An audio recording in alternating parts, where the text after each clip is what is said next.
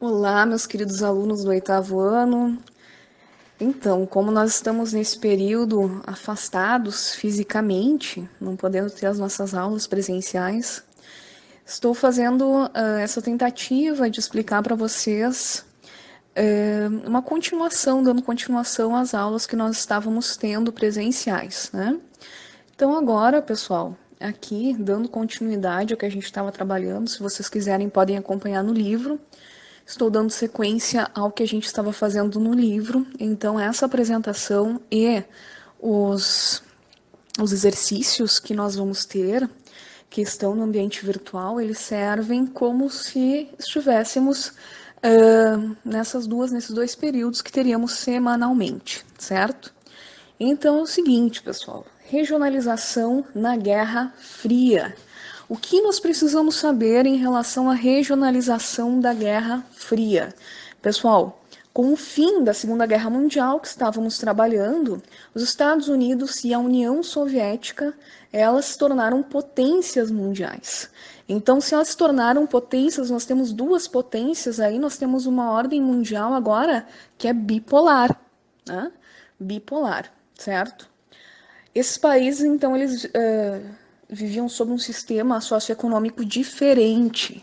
Então, nós temos aí uma dualidade entre o capitalismo e o socialismo.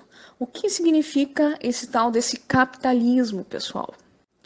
O capitalismo é um sistema socioeconômico no qual predominam a propriedade privada, lei da procura e oferta e menor interferência do governo na economia. O objetivo principal é o lucro e a existência de classes sociais. Então, nesse capitalismo, nós vamos ter um sistema que visa sempre o lucro e nós temos classes sociais. Consequentemente, nós vamos ter uma desigualdade social que é fruto dessas classes. Então, nós temos pessoas muito ricas com muito dinheiro e pessoas muito pobres. O socialismo é um sistema socioeconômico no qual predominam a propriedade coletiva dos meios de produção. Então aqui a gente não tem um sistema mais individualista, não. Aqui a gente tem um sistema coletivo. Então o que era coletivo? Tudo, né? Indústrias, fazendas, né? Tudo era de todos para todos, que era controlado pelo governo. Um dos objetivos do socialismo é diminuir essas desigualdades sociais que são bem características dentro do capitalismo. A rivalidade entre as superpotências, os Estados Unidos e a União Soviética, então os Estados Unidos representando o capitalismo e a União Soviética representando o socialismo, deu início à Guerra Fria. A Guerra Fria foi uma disputa indireta, tanto ideológica quanto política, militar, econômica, diplomática e tecnológica, entre os Estados Unidos e a União Soviética, que iniciou logo após a Segunda Guerra Mundial e foi finalizada no início da década de 90 com o fim da União Soviética. Durante a Guerra Fria, não houve um conflito armado direto entre essas superpotências, mas sim um delicado equilíbrio de poder, caracterizado como uma paz armada.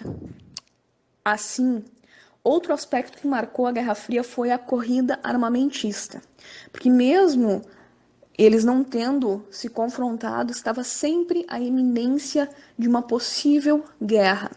Então a gente fala que a guerra foi fria porque não teve um confronto direto, né? A guerra não explodiu, mas existia sempre a iminência dessa guerra, então, consequentemente, os países eles estavam tentando produzir cada vez mais armamento bélico, cada vez mais armas para um possível ataque.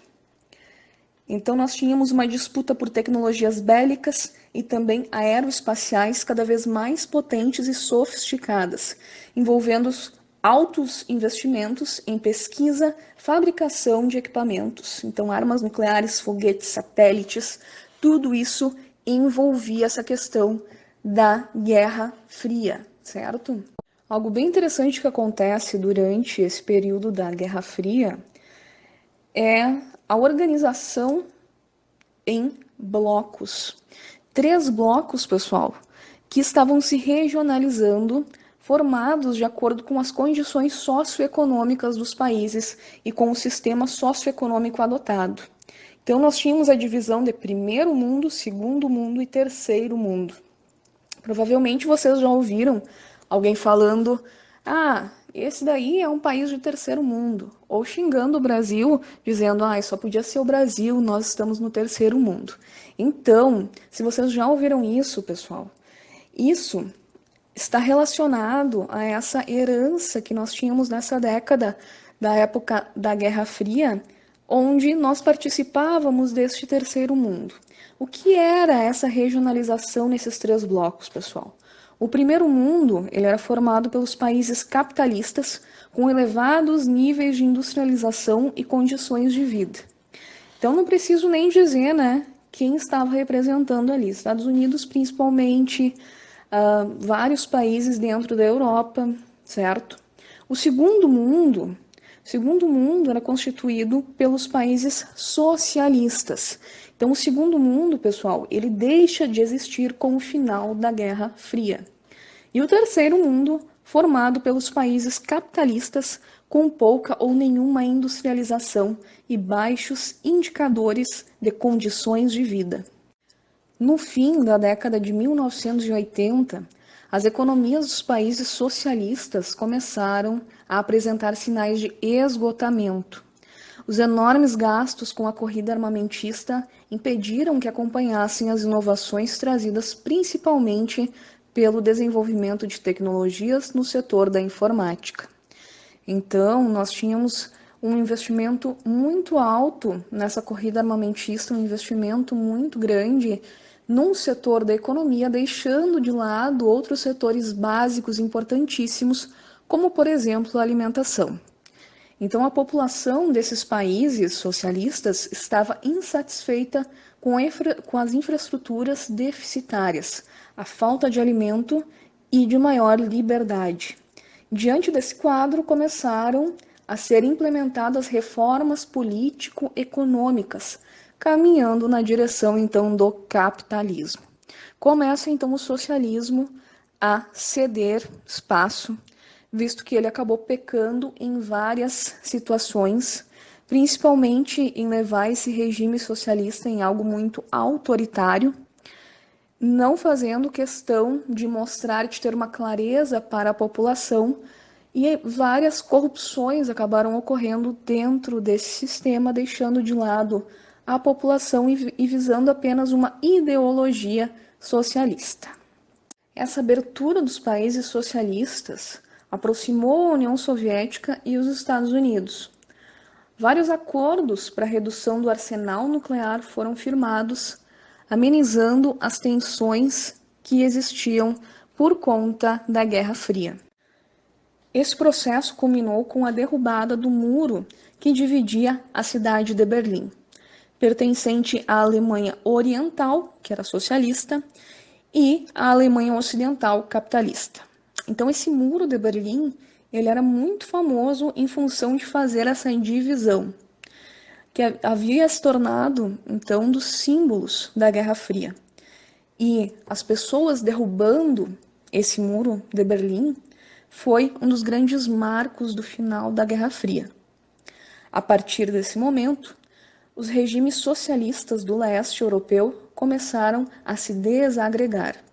Em 1991, a União Soviética deixou de existir, dando origem a 15 repúblicas independentes.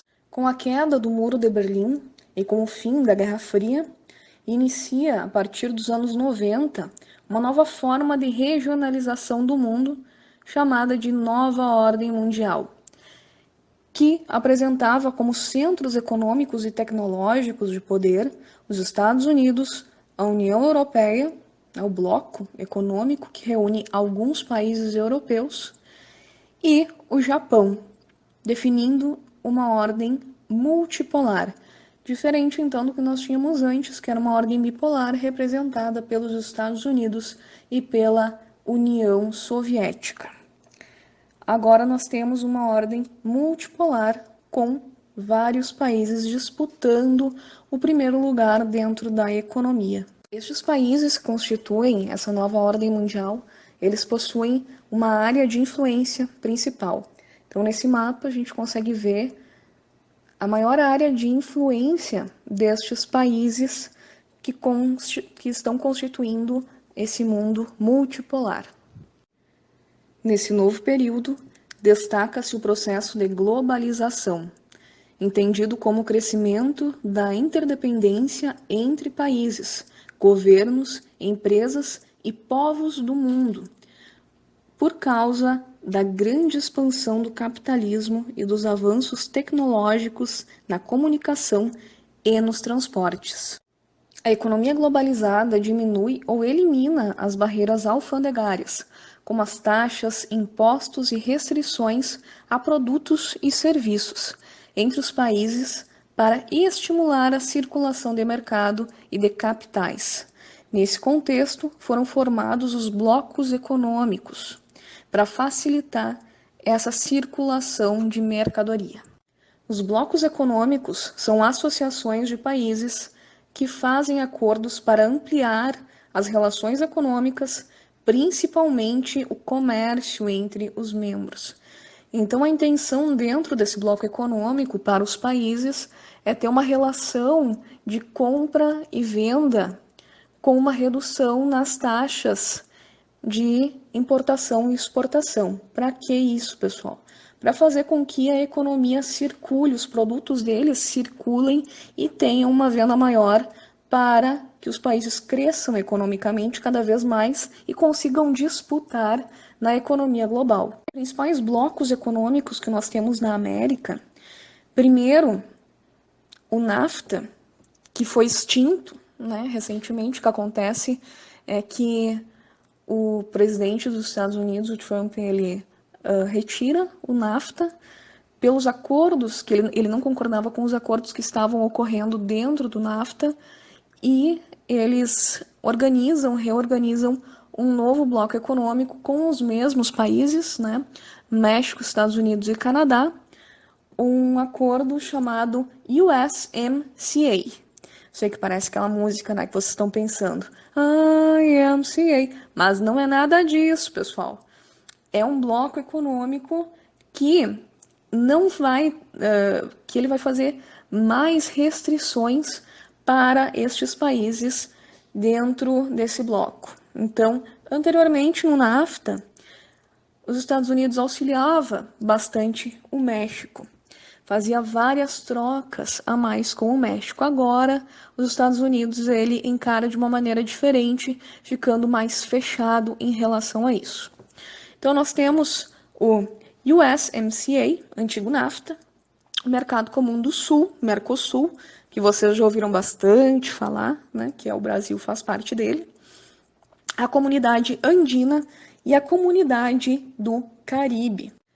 Na Europa, a gente destaca a União Europeia, o mais conhecido, o mais forte, e o maior bloco econômico que nós temos em relação à fortificação dele, porque é o único bloco econômico que existe no mundo que tem uma moeda comum, que é o euro.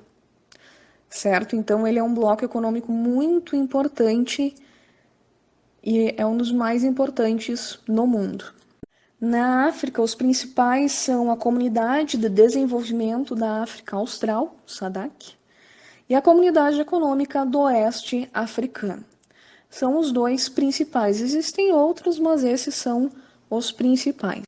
Na Ásia, nós vamos ter a Associação dos Países do Sudeste Asiático, né? Se destaque para a ASEAN. Temos outros menores também, mas o destaque é para a ASEAN. E aqui a gente destaca os blocos que são transcontinentais, ou seja, eles vão ter países de vários continentes fazendo parte desse bloco econômico. O principal aqui é a APEC, né? Cooperação Econômica Ásia-Pacífico, onde nós vamos ter países da América, da Ásia e da Oceania. Então, esse é um mega bloco econômico. Os outros a gente chama de bloco econômico, mas esse a gente chama de mega bloco pela quantidade de países que fazem parte. Com o fim da Guerra Fria, pessoal, as diferenças socioeconômicas entre os países ficaram mais evidentes. Por quê? Porque nós temos, então, os países, na sua maioria, sendo capitalistas. E foi criada uma regionalização diferente, que é a regionalização norte e sul. Então, nós temos os países do norte, que são os países ricos, desenvolvidos, e os países do sul, considerados os pobres ou subdesenvolvidos. E adivinha onde a gente está, né? Como mostra nesse mapa que vocês estão vendo aí. Essa regionalização não coincide com a divisão do mundo em hemisfério norte e hemisfério sul, tá, pessoal? Não tem nada a ver com isso. Apesar de alguns realmente estarem no norte, muitos desses países estarem no norte, não tem nada a ver com essa questão dos hemisférios. Há países considerados desenvolvidos localizados no hemisfério sul, né, e países subdesenvolvidos localizados no hemisfério norte, como vocês conseguem ver neste mapa que está aparecendo aí para vocês. No bloco sul, por exemplo, países como Brasil, México, Índia e China são considerados, hoje, países emergentes, né? Então, nós temos uma economia que ela está crescendo, uma economia que cresce bastante.